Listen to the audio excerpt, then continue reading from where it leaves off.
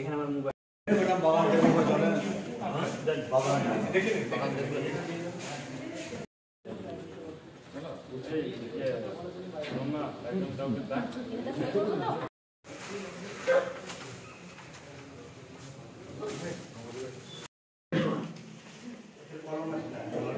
আমাদের আলী এসএম ওর মোহাম্মদ মুকাম্মেল হোসেন মোরারবি পঞ্চায়েত সমিতি সভাপতি সতীশ চৌহান নরাটি 1 পঞ্চায়েত সমিতি সভাপতি সকল নরাটি 1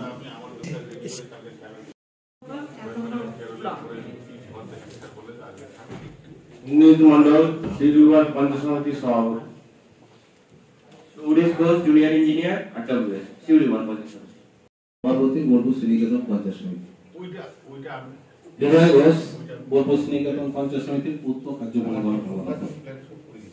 কৃষ্ণগোপাল রাজি দাদুর পঞ্চায়েত সমিতি সভাপতি নাসির উদ্দিন কাজী কর্মাধ্যক্ষ পূর্ত পৌর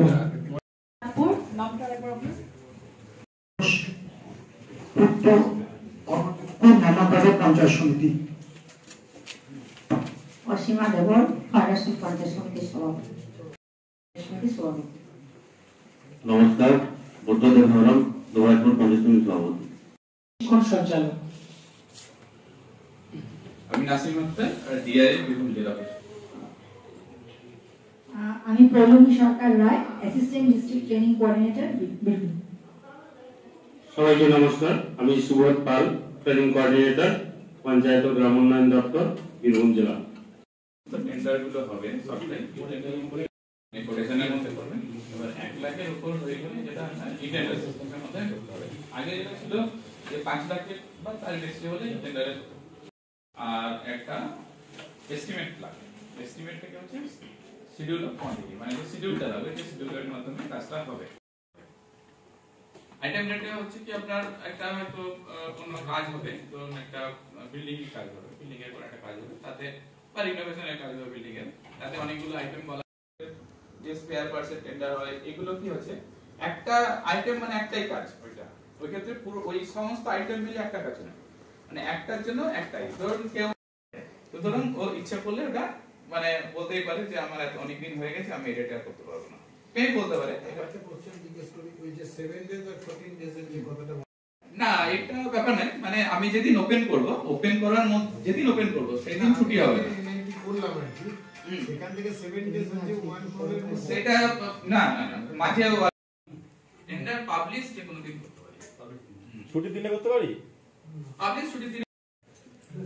তবে হ্যাঁ মানে যেগুলো বিতর্ক সৃষ্টি হবে সেগুলো না করাই ভালো।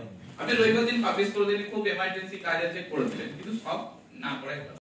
হয়তো 3rd মার্চ, তাহলে আপনাকে ডিআইসিও কে সেভাবে চিঠি করতে হবে যে আপনি এটাকে 3rd মার্চ বা তার আগে এটাকে পাবলিশ করবেন পেপারে, মানে পেপারের পাবলিশ ডেট আর আমার টেন্ডারের পাবলিশ ডেট যেন সেম থাকে। শিডিউলে তো আইটেম অনুযায়ী রেট হবে না, না শিডিউল যেরকম থাকে, শিডিউলে যদি আইটেম ওয়াইজ রেট থাকে,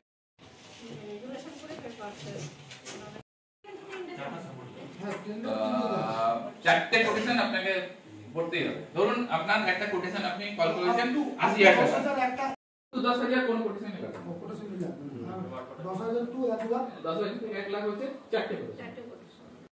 5 লাখ তো ইন্টারনেটে চলে গেল, ইন্টারনেটে চলে গেল, ইন্টারনেটে 3খানা বিড হলেই হবে, মানে মিনিমাম 3খানা বিড হবে, তার কমে হলে আপনার কি হবে, রিটেন্ডার হবে, সেকেন্ড কল হবে না বলছি। এবার টেন্ডার কমিটি দেখবে যে ফার্স্ট প্লেস এলো না, তাহলে স্টেপ নিতে হবে, ওই এমডি পাবলিশ করতে হবে, হ্যাঁ পাবলিশ করতে হবে। আর যদি আর্নেস্ট মানি ফরফিট না, এরকম অনেকগুলো অপশন আছে।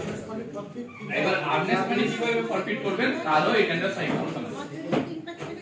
এটা কি হচ্ছে আপনার যখন ফিনান্সিয়াল ইভ্যালুয়েশন করছেন তাহলে ফিনান্সিয়াল ইভ্যালুয়েশন তো আপনি করতে হবে এইটুকে তো এক্সট্রাক্ট করতে হবে তো ওকে তো L1 এর সেই ক্লিয়ার করতে হবে এইটাই তো বললাম যে আপনি ওয়ার্ক অর্ডার যখন ইস্যু করলেন মানে আপনি একদম জটিলে যাচ্ছেন না নরমাল একদম ওই লোকটা কাজ করবে ঠিক আছে হ্যাঁ এবার আপনি বললাম তো হ্যাঁ এইটা করবেন না আগে থেকে করে দিলে ও বেরিয়ে যাবে হ্যাঁ অসুবিধা হবে তো ফিল্ডে যখন কাজটা কমে দিয়ে দেবেন কিন্তু এই জায়গাটা কেন করা হচ্ছে এই জায়গাটা আপনার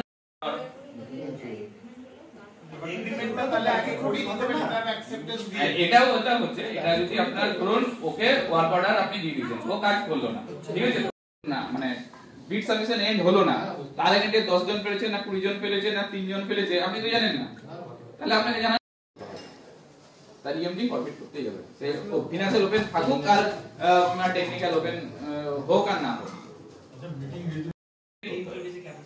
হ্যাঁ এরকম একটা মানে লোডটাকে জাস্ট ব্যালেন্স করার জন্য এসবিটা তো আপলোডটা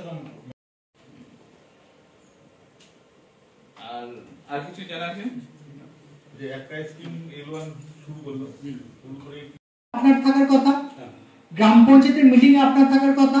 এবার আপনার গ্রাম পঞ্চায়েত থেকে যে প্ল্যানটা উঠে আসলো, আপনি আবার পঞ্চায়েত সমিতির কর্মাধ্যক্ষ, আপনি তো ফিল্টার করে বলবেন সেই মিটিং গুলো যদি আমরা করি, অবশ্যই করি, যদি আরে না জেনে তাহলে সেই কাজটা কি করা যাবে হয় পঞ্চায়েত প্রশাসনিক নিয়মাবলী অনুযায়ী হচ্ছে চূড়ান্ত সিদ্ধান্ত নেওয়ার অধিকার জায়গা। এবার যদি আমার কোনো রেফারেল অ্যাক্টিভিটি থাকেও, সমানতা ভুলে যাবেন না আপনার প্রশ্ন, যে কিন্তু হওয়া উচিত বিকেন্দ্রীকৃত নীতি অনুযায়ী, সেই নীতি অনুযায়ী আমার রেফারেল অ্যাক্টিভিটি অনুযায়ী আমার কাজগুলো হওয়া উচিত। এবার আরেকটা আমাদেরকে অ্যাকশন প্ল্যান তৈরি করতে বলছে, টাইড 60% আনটাইড 40%। টাইডের ড্রিঙ্কিং এর জন্য 30 লক্ষ টাকা হবে আর টয়লেট ড্রেন এর জন্য 30 লক্ষ টাকা। এবার যখন আমরা টেন্ডার ডিপিআরডিএম তো ওনার কাছ থেকে যদি আমাদের কারো লগইন আইডি না থাকে ডিএসসি লাগবে, ক্লাস 3 ডিএসসি লাগবে এর জন্য, মানে তাতে ওই এটা সিগনেচার আর এনক্রিপশন দুটোই থাকতে হবে। আমাদের কাছে ডিএসসি হবে তার জন্য অর্ডার দেয়া আছে আর কি, সেই অর্ডার থেকে যে কোনো মিনিমাম 3 জনের আপনাকে ডিএসসি থাকতেই হবে, মানে এখানে ইউজার ওপিনিয়ন হিসেবে সিলেক্ট করে রাখতে হবে, মানে আগে টেন্ডার পাবলিশ করার আগে। এটা হচ্ছে প্রথম শর্ত। এরপরে আপনি চলে যাবেন কোথায়, ক্রিয়েট টেন্ডার। এত টাকা দিলাম তার এগেইনস্টে এত টাকাই আমি 2% হিসেবে ইএমডি জমা দেবো, তো সেই সব না করে আপনি ফিক্সড একদম লিখে দেবেন যে হয়তো 5 লাখ হলে তার এগেইনস্টে 2% করে আপনি যা ক্যালকুলেশন হলো অ্যামাউন্ট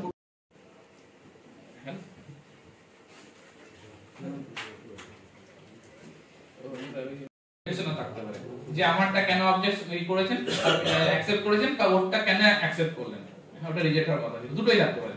সের জন্য একটা দিন আপনি টাইম দেবেন, তারপরে আপনি করে দেবেন, সেট করে দেবেন। এবার নেক্সট ডে আমি যখন আবার 23 তারিখ মানে টেন্ডারটা যখন ওপেন করব, তখন আবার কি করতে হবে, আমাকে ওই টেন্ডার বিড ওপেনিং এ আবার আসতে হবে। টিএমটি লিখুন, টিএমটি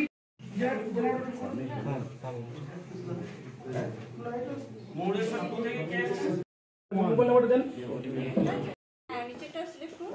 আমি পাচ্ছি